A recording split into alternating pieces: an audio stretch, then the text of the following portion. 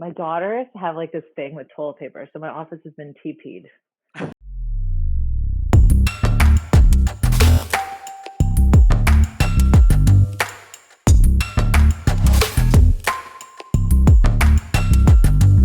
Welcome to Let's Talk Tech with NVTC, a digital series exploring tech's most notable trends, new innovations, digital transformations, lean, agile principles, and mindsets of the future of work and more. We'll introduce next-gen leaders from member companies of the Northern Virginia Technology Council and learn about the great impact that they're making in our region. I'm your host, Philip Nathram. Welcome back to Let's Talk Tech with NVTC. Today's episode will feature Accenture Security's Wayne Dennis and Cate Reich. And as always, we'll have our Did You Know section right at the end. Before we begin, I'd like to thank some of our sponsors: Accenture, Consumer Technology Association, American Systems, General Dynamics Information Technology, ICF, MITRE, and as always, our media partners, iHeartMedia. You can find all of our episodes on Wonk FM and the DC Local Leaders podcast. All right, and I'm excited to introduce today's speakers. We have with us Wayne Dennis, a global cloud security practice leader at Accenture Security, and Cate Reich, who's both the senior manager at Accenture Security and the client innovation services lead for Accenture's Metro DC Cyber Fusion Center. How you guys doing? Great. I'm doing peachy. Yeah?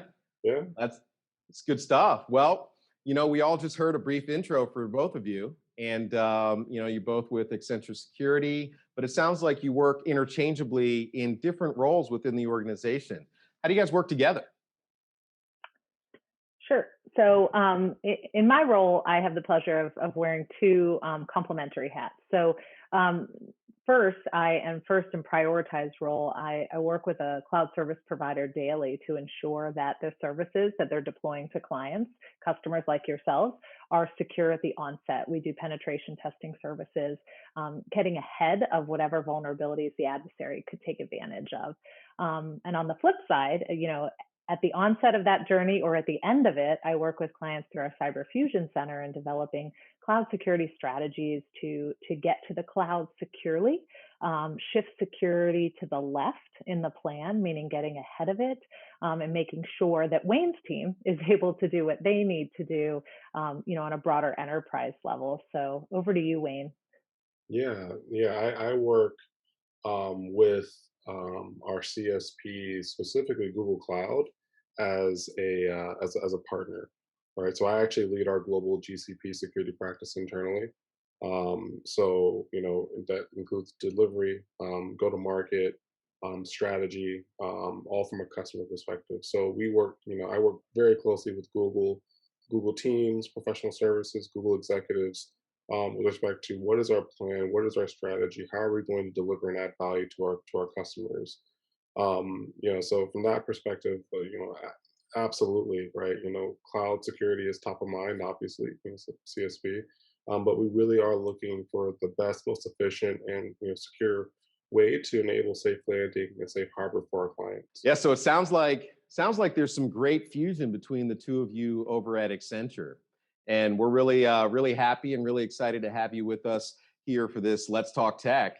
Now, NVTC as a whole is made up of technology-based companies of varying sizes. Some are going to be more like startup companies, others are going to be tens of thousands of employees. And when we think of this digital transformation and we think of having on-premise solutions versus cloud solutions, depending on the size of those companies, they're going to have different thoughts. And it seems like there's this idea out there that cloud is more inherently insecure. Indeed. I'll just share some perspective. And I love, Wayne, when you get into the color stories, because you have so much field experience working with clients. But just to kind of baseline the understanding, it is totally a myth. And I think it's nothing that could be avoided, right? The evolution of cloud is as exponential as Moore's law, right? It's just getting faster and faster and faster all the time. But in cybersecurity, our number one risk overall is the human factor. It is the highest risk that we have the hardest time controlling. And when we talk about the cloud, CSPs are extremely robust in ensuring the right security from the start. They have deep pockets to invest the right money in the right security controls, which alleviate the burden on the organization kind of buying into the cloud service provider and whatever configuration they're going to go with. And really, a lot of NVCT organizations and others don't have the staffing, they don't have the financial resources. And when it comes to making the business case, up the chain to the board and saying, we really need to migrate to the cloud, they're saying, well, this is costing me money. I've already spent all this money. The cloud's insecure. It's really not going to help me and all of these things. But, when you spin it back around, the cloud is more secure than anything on-prem. It's persistently maintained by the CSPs investing all of this money into the right controls at the right time. There's rapidly self-healing technologies that control things before they're even a problem and address vulnerabilities. But most importantly, and I'm sure you've got a good story about this, Wayne, is controlling the human factor and the human risk. So when we're able to migrate data and systems and services to the cloud, we remove a layer of that human risk, right? The human can't make a mistake and go touch and move the physical data because it's another layer of protection, and controlling that human risk is so important, especially as we become even more interconnected. Would you agree, Wayne? Yeah, I like the idea of the human factor. The way that I like to think about it is directly in relation to the concept of fear. If you think about fear, fear is just a manifestation of what's misunderstood or not understood, right? So if you take away the misunderstanding, the ignorance around the cloud, then you kind of illuminate some of the knowledge around it. You start educating individuals, organizations, enterprises, etc. That kind of demystifies the whole aspect of moving your crown jewels, moving your assets into the cloud, and kind of where the risk is associated, right? A lot of that is just, oh well, we don't understand it, so we fear it. So if you de-risk it by de-fearing it, then now you start increasing the education and the understanding. Now you start increasing the adoption, etc. I think some of the examples that I've seen personally, that we've seen across the board, at Accenture and other places, is just that a lot of times, to Cate's point, right, we don't have, or customers don't have the resources to actually address it. Hey, we want to move to the cloud, but we don't have cloud resources. We don't have people that are actually trained in the cloud. They don't really understand what's required. The management of it, right? We have people that understand it, but I don't know that we have enough to actually maintain it ongoing, year over year. Affordability, right? Well, if we can't really afford it, how can we maintain it with any type of credibility, with any type of, integrity? And then of course, and I guess this is kind of central to all three, the concerns around misconfigurations, right? A lot of the security concerns aren't really security concerns, they're configuration concerns, right? Actually setting up the infrastructure appropriately, with any, appropriately. Are we implementing the right controls, the controls that are appropriate for the business cases that we're looking to address by moving to the cloud in the first place? Security across the board, you're never going to execute 100% of controls found in NIST or an ISO, or any other cloud security standard or policy. They have to be appropriate for the business cases and the concerns that you're looking to address in the first place. And I don't know that we are looking at it in that context every single time that organizations are looking to move to the cloud. They're probably thinking very unilaterally, like, how are we going to implement all these controls? Well, let's hold on. Let's be prescriptive about which controls that we need to implement and when. And I think that having a roadmap, a guide, some sort of advisor to help them, walk down that path would probably, again, demystify some of the concerns that they might have going in. Does that make sense? Yeah, absolutely. I mean, that's a great reframing of, this idea that it's inherently secure. It's actually way more secure because the people that are invested in securing it have all the resources in which to do so. And, then you brought up a great point about controls, right? I mean, I think there's this idea that whenever a breach happens, that there's more breaches in cloud. Do you think that's actually true, or is there more breaches with on-prem? Yeah. So the breach one is really funny because we respond to and support clients in breaches both on-prem and cloud. And are there more breaches in the cloud? Absolutely. Necessarily against on-prem? Maybe, maybe not. I would say that depends on the trend and what the adversary is after. I think the bigger issue is why the breaches are happening in the cloud. And Wayne touched on it when he was talking just a minute ago, back to configuration, right? So, and understanding how you're going to configure things and in what order and which use cases you're solving for. But a recent study that Gartner put out said by 2025, 99% of the failures in cloud are going to be a result of configuration on the organization side, not the cloud service provider side. So when we, as an integration partner sit here and look at that, it's like, oh my gosh, we absolutely have to prioritize, a secure cloud foundation, shifting to the left, no matter the size of the organization. And it's that misconfiguration and then also not doing due diligence. And I'm sure, Wayne, you've got some great stories about actually looking back with clients who didn't do the due diligence and are like, wait a minute, we forgot like simple things, like we forgot to turn on MFA. What were we thinking? Multi-factor authentication, providing their own encryption keys and limiting access by, rogue or suspect IP addresses and limiting it to known ones. So there's some simple things and steps that can be put in place, but you have to be of the right mindset up front. And 9 times out of 10, it's things are configured wrong, not the CSP's problem, so the cloud service provider. Yeah, just to touch on that, right? I mean, you mentioned due diligence, right? Diligence through a divestiture, I think for me comes to mind of a recent example of organization, divesting from itself, but also moving to the cloud at the same time as a part of a broader digital transformation. And there were a whole host of issues that we found after, kind of performing that initial assessment and subsequent strategy from a security standpoint. But I think, instead of diving deep into that example, which is a common example, I think I'd rather focus on the fact that organizations in general are going through digital transformations at a rapid clip, far more rapidly than we've seen, 5 years ago.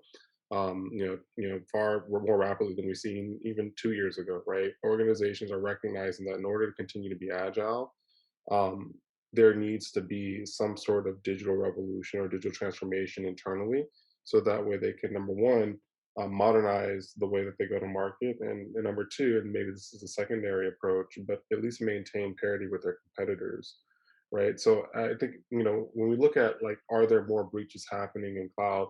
The answer is yes, but I think it's because we're having more breaches in general because organizations' IT footprint, digital footprint is increasing, right? So that means that the threat landscape by definition is increasing. So I don't know that isn't necessarily that, hackers, attackers, bad actors, whatever you want to call them, are becoming better at their job. Rather, there's just more, let's say, real estate for them to attack, and it's essentially just a logical, let's say, outcome or byproduct of organizations just increasing their overall digital footprint.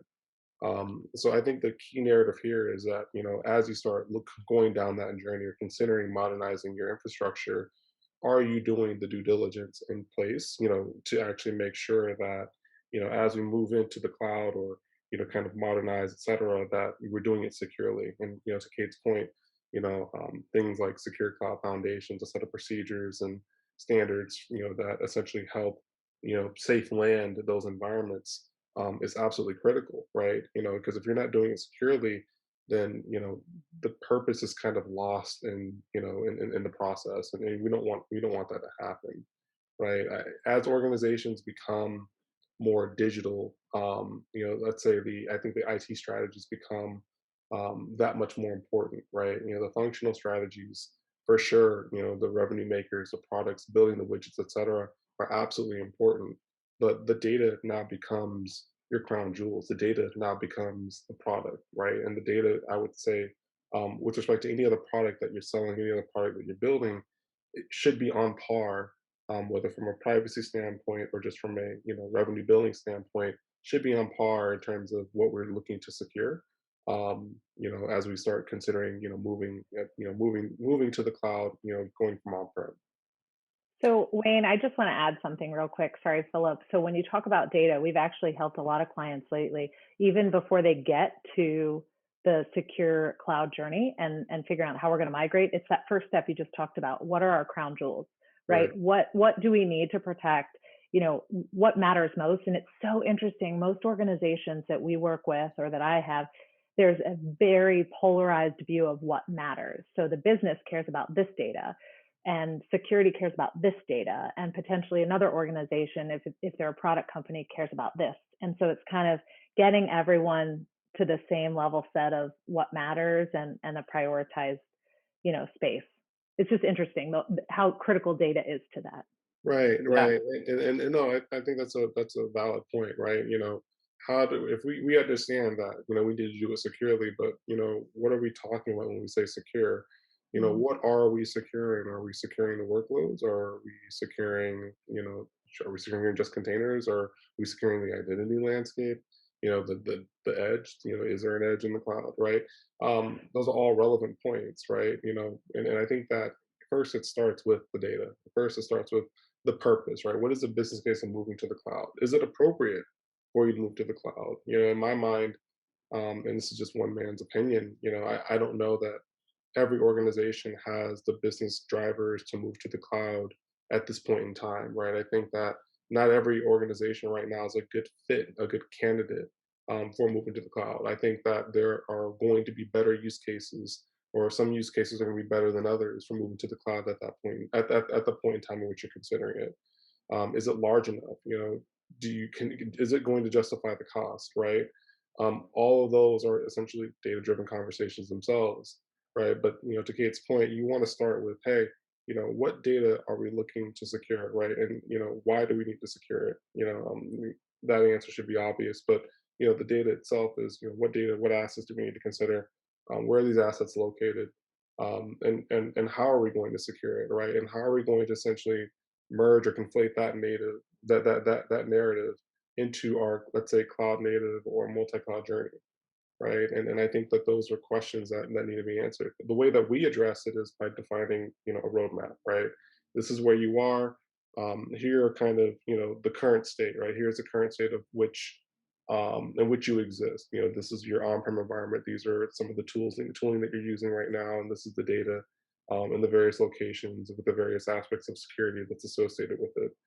Your future state or your to be model is going to look like X, or is going to look like Y, I should say, right? So moving to that model or moving to that new, let's say, architecture is going to consist of, these set of controls with respect to identity, with respect to governance, with respect to network security, the ongoing maintenance of it, ongoing maintenance of the CI/CD pipeline, continuous integration, continuous development, et cetera. Essentially making sure that we're doing active scanning and penetration testing throughout. Ensuring that the data is encrypted at rest and in transit, and then of course the network security as well, right? The active infrastructure, the firewalls, the SIM devices, the tooling, things of that nature. Are we doing all those? Are we implementing all those as a baseline? And then we start getting to more of the advanced aspects, the more advanced constructs, right? The threat intelligence aspects, right? But don't be intimidated. It's not like you have to do all this right now, right, Wayne? Yeah, Like I know you're no, going no, through. no, no. I'm Okay. not. I think that like the way that at least we look at it is it's a journey, right? So you've got your first phase, which I would interpret or call cloud security foundations. In some environments, we call it security blueprints, right? That's kind of the bare minimum, right? It encompasses a handful of domains: governance, identity, network security, application security, and let's just say um, security operations, right? And then after that, you've got your phase two and phase three, and this takes place over a number of years, depending of the size and the kind of the remit of the organization, the infrastructure of the organization. So international conglomerate organizations, we're probably looking at a 3-year journey, depending on the amount of workloads, the type, et cetera. Smaller organizations could take anywhere between 6 months to a year. It just depends on your footprint, depends on kind of your purview, your charter, and what you're looking to address in your budget. Yeah, I mean, look, that's to where we to our first point. Like, there are more breaches in cloud, but that's just straight up math, right? It sounds like that's just the way it works. If there's more people in the cloud and people are looking to create breaches, there will be more breaches. But to your more important point, that the most important part of IP that you have is your data, and it should be taken care. That's what you need to protect, and it's across the board throughout the entity. But looking at the size of the entity, coming up with a game plan that makes sense for their specific entity to actually migrate to cloud, and that it's not a scary thing, and it doesn't have to be an overwhelming thing, especially as you guys mentioned, digital transformation becomes more and more prominent, especially for our large organizations that have been in existence for a while, right? They've got a large number of data, it's probably scattered throughout, and they need to migrate it all to one place. And they're translating that into a digital product like a cloud. That can feel overwhelming. um, do you think that, some of the people have brought up that it may be too difficult to maintain once they get in there because it's already so overwhelming to even contemplate a lot of the things you just described, and that roadmap, just, as they go about their business, it could feel like it's too much. Do you think it's hard to maintain once they even get through that point? So I, I think the interesting part about maintenance goes back to a point Wayne made a couple of comments ago around, do they have the right staffing? Do they have the right skills, capabilities? Do they have the right budget allocations? We know the answer is no, right? There is a huge demand. Attention, anyone looking for a job, get cloud security or cloud certified. It doesn't matter what cloud. There's huge demand out there. So the answer is that number one is going to stand in the face of an organization saying, I want to migrate, but I can't maintain it. And so this is often an excuse that comes, it's easy to say, you know what, we can't maintain it. We don't have the knowledge, skills, and abilities in-house. And, we're uncertain about the cloud service providers, the CSPs having that capability there. And, how much is this going to cost us over time? It's just this compounded, back to Wayne's point. We're afraid of the unknown. So instead of knowing about it, we're just going to make this decision in fear, stick with what we know, continue paying these on-prem costs, continue essentially racking up a pretty significant backlog of vulnerabilities, because the more landscape, the harder it is to maintain the vulnerabilities and manage them and get ahead of them, right? So maintain security against them. But the reality is that the CSPs are taking care of all of this. So they're investing time and money and resources into maintaining this infrastructure. So you buy in the beginning and you do pay a migration cost, but so many of the services, depending on the provider, are compartmentalized in a pay-as-you-go model. So you pay for what you need. You scale affordably. The CSPs want you to be there. The CSPs want you to leverage, their solutions. They get better the more customers that are using it, right? The efficiencies are gained through that. The security is improved. And so it's like risk management. You're either going to take it on or you're going to transfer it. So the maintenance risk is being transferred to the CSP, when you consider overcoming that argument. At least that's my take. What do you think, Wayne? I think I think there's a good amount of truth to that, right? I mean, if you look at, kind of the infrastructure cost over time, right, they do decrease, right? They decrease the manpower, or people power, that required to maintain those environments. Absolutely, decreases the more you start shifting some of the onus of responsibility in the shared responsibility model to your CSP. So I think there's a lot of validity. I've even read reports that, you know moving to the cloud decreases an organization's carbon footprint, right? Which I think is absolutely amazing, right? It's something that we should think about, right? So the decreased dependency on, usage costs, electricity costs, housing costs, etc. All these essentially non IT costs, associated, or let's just say more so infrastructure costs associated with maintaining an environment, go out the window. Not entirely, but almost entirely, right? So the benefits, I think, are often understated. I think going back to a comment Kate made earlier, right? I've seen organizations' technical debt decrease significantly by just kind of leveraging some of the applications and solutions from a cloud native perspective, right? It doesn't mean that let's say you are essentially absolved from handling or dealing with, let's say, software vulnerabilities, for example, SaaS in particular.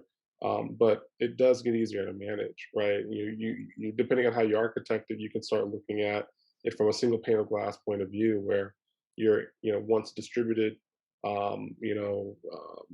interconnected environment is now um, essentially a more holistic, interwoven environment, where now instead of looking at 4 or 5 different dashboards, you're just looking at one, because all of your applications, all of your assets, all of your tooling is consolidated in one place, right? And I think depending on how you architect it, but there's a good argument for that.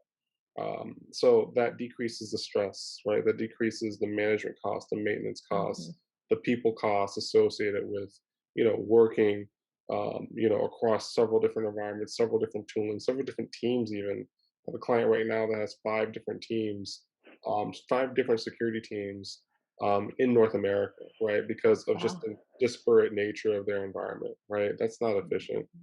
Let's come up with a more efficient model. We have a more efficient model. Let's transition towards that. Hmm. Yeah. No, I mean, I appreciate that. They can get clunky when you have more than one team. Yeah. Um, and so, so we've talked about the fact that cloud is not inherently more insecure, right? And that even though there may actually be more breaches happening, it's just simple math equation. It's important to know what your controls are, and that will dictate how vulnerable you are. Understanding that your data is your most valuable intellectual property, and we're understanding that it will progressively get easier and easier to maintain, right? But what about compliance? Is it difficult to achieve compliance with your data once you've migrated to cloud? So, Philip, compliance is such an interesting thing because I think for so long, highly regulated industries have held tight to compliance. It's something that enables certain industries to be leading the charge when it comes to cybersecurity. We know that industries like financial services are at the top of their game because they have to be. But for so long, the compliance was a little bit of a crutch or an Achilles heel that said, no, we got to keep our stuff right here. We know what we need, and we're regulated, and we've got to take ownership over all of this stuff, and nobody else. We don't kind of trust no one else to do it, right? Or trust anyone else to do it. But I think the reality is that CSPs are cross-functional to a fault, meaning they're every industry. They're miles wide, but they're miles deep. So what you have now is this depth and breadth of knowledge of compliance and architectures that fit compliance.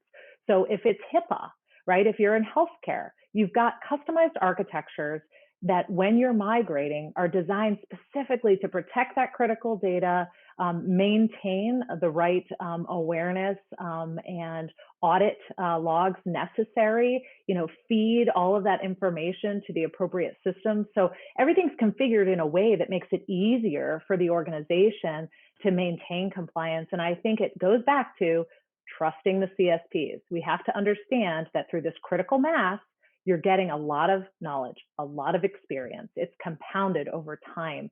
Whereas it doesn't mean they don't have to manage it. It just means that they've got a scalable way to manage it in the cloud that has grown, in recent years, which is a really exciting thing. And I think the one thing I just want to touch on briefly, it's so timely. Our executive order has just come out, ours, right? We in the cybersecurity industry are owning this a lot. We're really excited, that the administration has said this is a priority. And to Wayne's point earlier, it took, these major incidents to have people wake up and listen. But it's a good thing because finally this collaboration across government and across industry is going to happen, which is going to drive more compliance enablement in the cloud too. It's already there, but there's going to be stricter controls around compliance, to make sure data is processed and managed and secured. What do you say, Wayne? I think that you know I won't say we because we know better, but I think people tend to think of compliance as this abstract topic, right? When the reality is that compliance is largely industry driven, right? And so when you think about it in terms of the industries that you work in or the industries that you play in, compliance is really just doing the right thing for the benefit of your customers. And I think that's probably the frame or the lens in which we should continue to look at it. So, GDPR is really hot right now. CCPA is really, really hot right now. Two privacy compliance aspects in region that I think, in their respective regions that I think are going to have very pervasive effects on how we view security with respect to organizations that, participate or fall under those particular regional mandates, right? If you look at, PCI, if you look at some of the more validated industries like life sciences and med device. The FDA is taking for example, the FDA is taking a more. There's a decision that needs to be made, right? Is the FDA going to push more of the onus on for security on the consumers and the hospital networks and the providers, or is it going to be more so on the manufacturers and the pharma providers? With respect to financial services, right? There's already been a very long track record of doing let's say implementing very robust security controlling and mechanisms in place from a compliance standpoint within the financial services sector.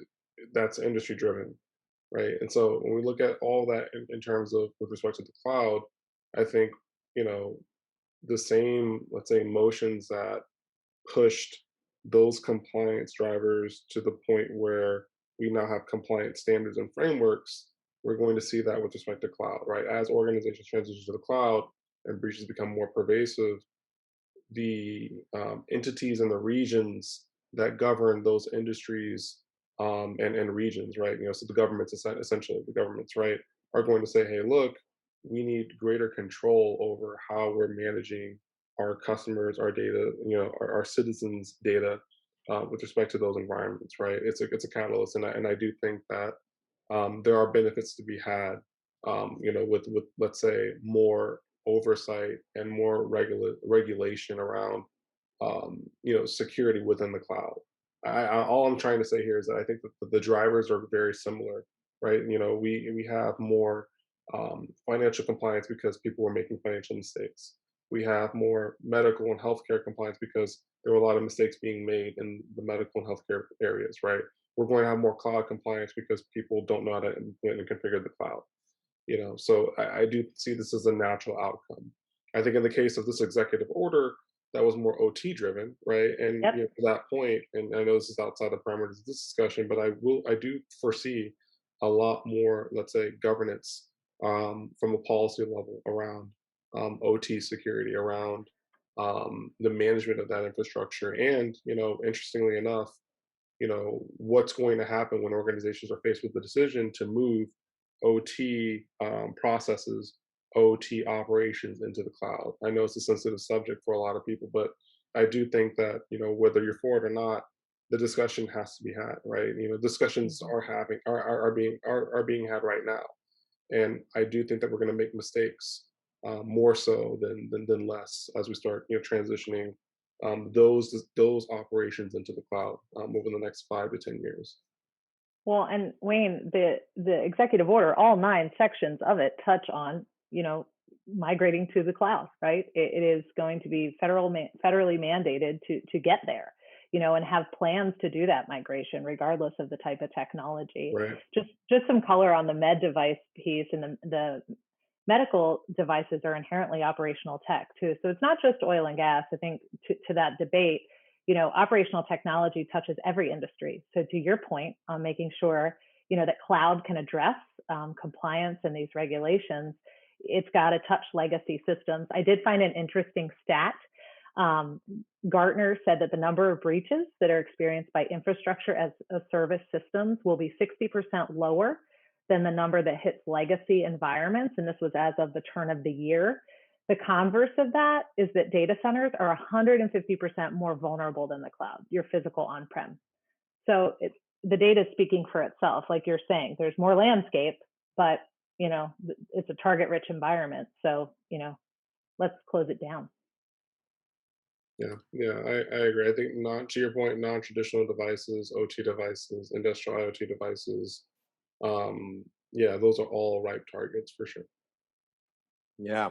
And I think one thing that both of you have been keep coming back to throughout this discussion is that the CSPs have their responsibility is to be fully invested in securing this cloud, making sure that it's up to compliance in whatever industry that you happen to be.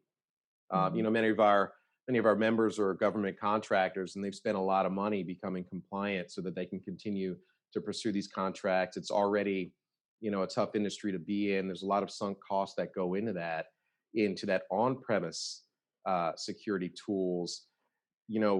I think we've kept coming back to it that it will progressively get more and more efficient. But what do you guys think about that when someone says, up until this point, I've done everything I could to be compliant, to have security, to protect my business and its IP. I've got too much sunk cost into on-premises with my data centers and everything I've done so far. So we have this journey that we take clients on an awful lot, and it's this cloud strategy journey that Wayne's touched on. And the term that comes to mind, honestly, with that myth of I have too much sunk cost, is a term called blissful ignorance. And it may sound cynical, but the reality is there's comfort in kind of playing, I can't hear you, I can't see you. So, but the reality is that the future is virtualized. The future is in the cloud, and you can say you spent all this money, but if it's not keeping pace with your data, with your customers, with your business, with the utility for your environment, if it's not helping the stupid human at the end of the line not click a phishing link and not be the target, then you really need to consider, migrating, because you're never going to move from blissful ignorance to a state of resiliency. Like, our number one mission is to make clients cyber resilient. So downtime is limited, operations are back to normal as quickly as possible. Incidents are going to happen. So if you're not growing, you're dying. And maybe it's, maybe I'm too cynical. I don't know, Wayne, what do you think? I agree with you. I don't know that it's always ignorance, though. I think it's also intentional, right? In the sense that we're dealing with people here. These are people that are very egoist, maybe not necessarily prideful or arrogant. Maybe that's not the right word, but they believe in what they've built, right? Yep. And to the detriment of their organization, to the detriment of their own job, right? Not I don't know that they're ignorant of the benefits, but rather, they're just committed to the viability of something that they spent their blood, sweat, and tears in building over the past, X amount of years. I think that's one aspect. I think the other aspect is, life is about investments, it's about choices, right? And I've never thought that, because we've always done it this way was a valid retort or response to, looking at how things work in the new.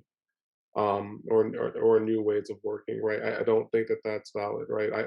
I spend a lot of money on my car, right? I recognize my car is at some point will be outdated. That shouldn't, if there's a safer vehicle, and in my case, if there's a faster vehicle, all right, it doesn't necessarily, just because I spent money on it, just because I've invested in it, doesn't necessarily mean that it's always appropriate for the time or the situation that I'm now facing.